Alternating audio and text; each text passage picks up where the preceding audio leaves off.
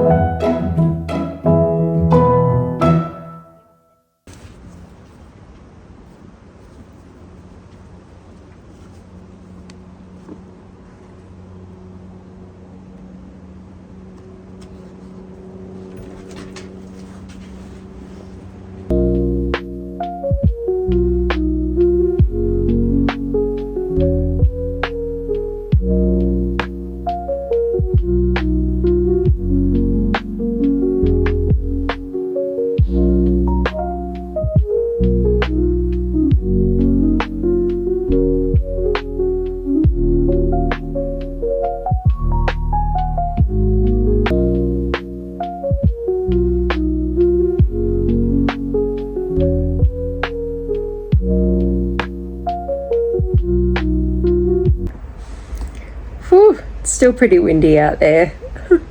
I took Bluebell for a walk because she was keen to go for a walk, and it's sunny and warm, but the wind is really like whirling around. It's pretty wild. My washing dried in like an hour, which it's not even really warm yet. So it was amazing. Like, our backyard has a lot of shade and my washing still dried in an hour because it was just blowing all over the place. Oh my gosh, so windy. Anyway, I've got an hour until little one gets home, so I'm going to keep reading The Scholar. I'm really enjoying it so far. It's really good. It's I'm up to chapter 7. So far we've been introduced to our main characters. So we've got Carrie and Cormac, who are our investigative police officers, and Emma, who is Cormac's partner. And Emma has discovered a body. Emma works at a university and she discovers the body of a woman in the car park. And at first they think that this woman has been run down by a car and killed, and they think that it is the granddaughter of, I get the impression he's like the equivalent, he owns like Bayer or something like that, or Novo Nordisk or something like that. So he's a really prominent figure, and at first they think it's his granddaughter because she's got her ID in her pocket and she's wearing the granddaughter's cardigan like that people have seen her wear, but they find out it's not her, so they go to her apartment and she's there. That's where I'm up to so far, so it's really interesting. And we also know that Cormac has had something, and his partner Emma have had something kind of traumatic happen, you know, in the line of duty in the past. We've apparently this is the second in a series, though I've been told it's okay not to read them in order. They stand alone, but apparently the one before this, the events of the book before this, have caused Cormac and Emma to have some sort of trauma related to a case that he was working on before. So I'm really interested to keep going. This is it's going to take some twists, I think, and I'm enjoying it. The atmosphere is quite dark, and it is, so far it's quite tense, so I'm enjoying that as well.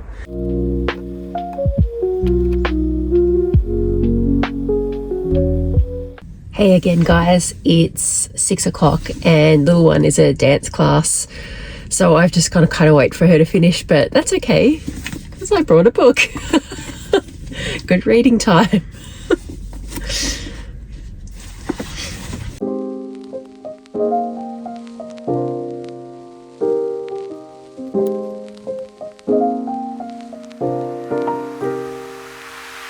So many questions that I wanna ask, but I can find the reasons why. You always find a small excuse to leave. What's your excuse to make me cry? My love was lost when you came into. Okay, Okay, so it's Saturday now and I have time to read some more of Dervla McTiernan's The Scholar. So big one's still in Japan and little one's out with some friends now for a little while. So I'm going to keep reading more of this. It's sort of, I'm about halfway through and it's just starting to get a bit interesting. Like it's one of those thrillers where everyone seems suspicious for some reason. So you're kind of not sure what the actual storyline, where it's going to go, because there are so many people that could be involved in the hit and run of this young woman. We found out her name is Della and her mother is very strange. Her family situation is very strange. And she was only noticed to be missing because her little brother had stopped hearing from her.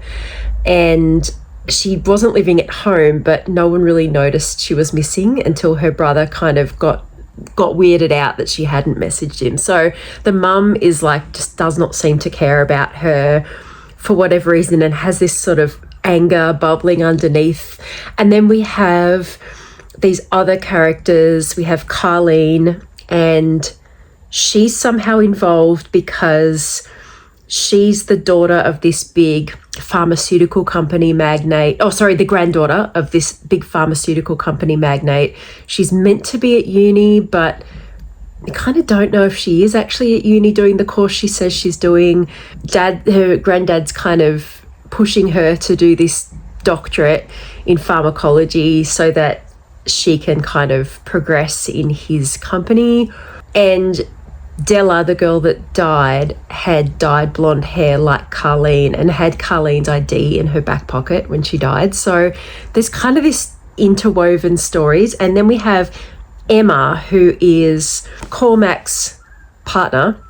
Cormac is our main police officer, our investigator, and Emma is his partner. She works at the lab and she found Della's body initially and thought it was Carleen. So she discovered the murder, and she's got a whole background that makes her kind of suspicious. So there's like every character in this is kind of doing these really weird secretive behaviors. So I'm still not sure where this is going to go, but it's all kind of hinged around the university and the kind of pharmacology department and the lab where the hit and run happened out the front of. Yeah, I don't know what's going on. I feel like maybe Della is actually pretending to be Carleen and is doing Carleen's degree for her, and Carleen is paying her to do that. I kind of feel like that might be the case. I feel like Della suddenly started getting a lot of money into her bank account, and she's living in quite a nice apartment for a girl who's supposedly, you know, quite poor, and she's working at a cafe. She's in quite a nice apartment and she's been getting regular big deposits into her bank account.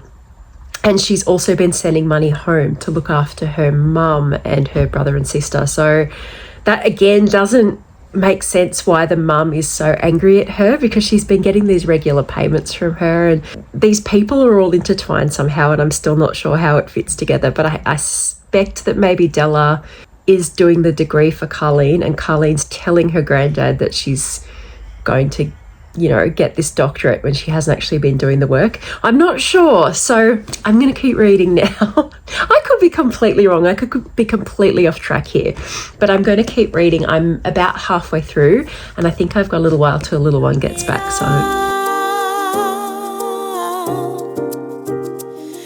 My mind says stop, but my heart is screaming out.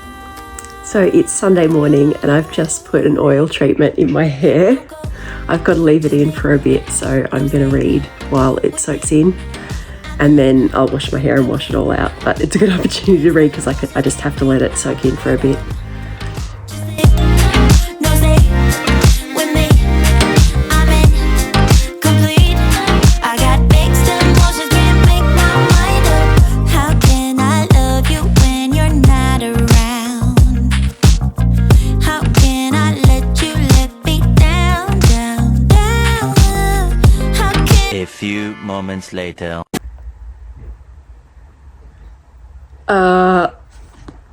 Oh my gosh, I'm about that far through, so just over 3/4, and this book has just taken a turn. Something has happened. This is so unexpected. I don't know. There's something, like another body has been found, and I did not see this coming. Oh, now I've got to see now I'm so confused. I don't know what's happening. Oh no. I thought I was right, and I was right for a little while, but this has just taken a real turn. Long for you feeling so small. Love should be everything or not at all. My love was lost when you came and took it all. My mind says stop, but my heart is screaming now.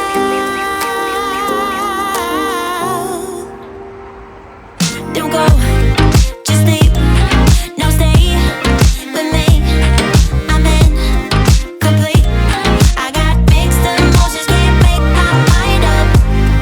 Just leave, no stay with me. I'm incomplete. I got mixed emotions, can't make my mind up.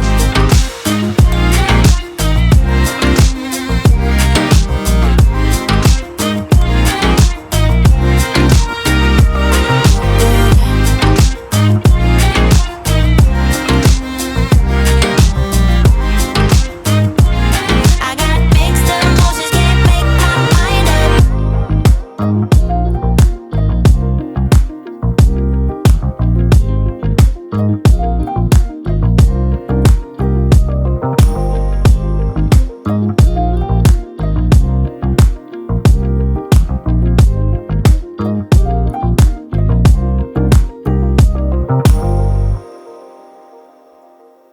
Okay guys, so I just finished The Scholar by Dervla McTiernan.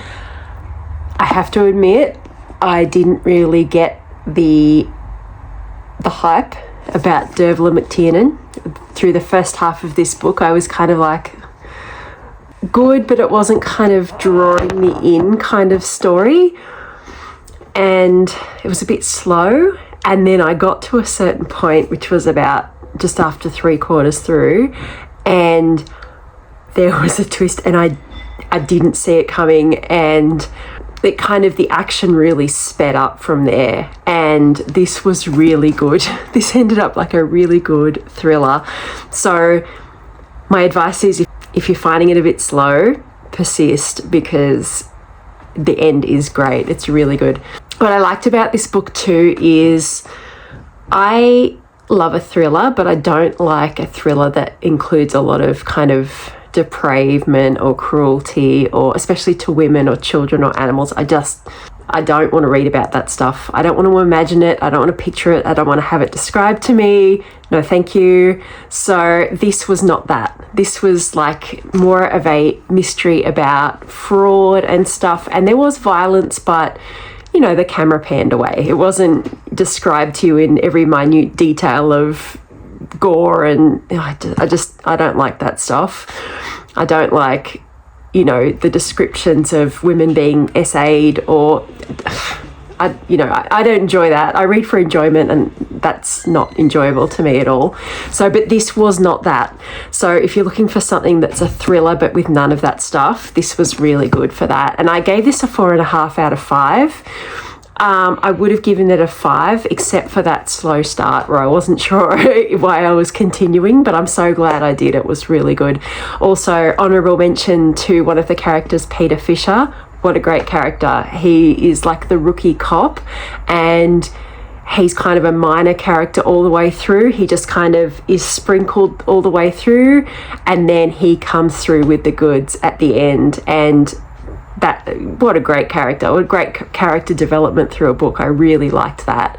Yeah, like I would definitely read another Dervla McTiernan. I actually wish I'd read the first one first. Like, this is the second one in the book, in the series, and I don't think you have to read the first one to enjoy this. I loved it, and I hadn't read The Ruin, but if I had my time again, I would read the first one first and then read this. So yeah, recommend that you get The Ruin first and read that first. But I think I'll definitely go back and read that first one, having read this, because it was really good. So I love a good mystery. I love a twist. I love clues and red herrings, and everyone was a suspect for a while. Everyone's got a bit of suspicion, behaviours that are kind of not expected, so your attention's drawn in lots of different directions and you're never quite sure what's happening or what the main story is or how things are connected, and I love that. It was really good.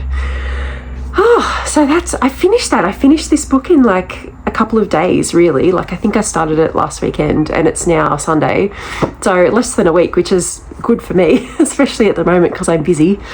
So I need to get organised because we're going out this afternoon, and then tomorrow I have to work on another uni assignment, so I got to get into that. So that's good, actually, good timing that I finished this.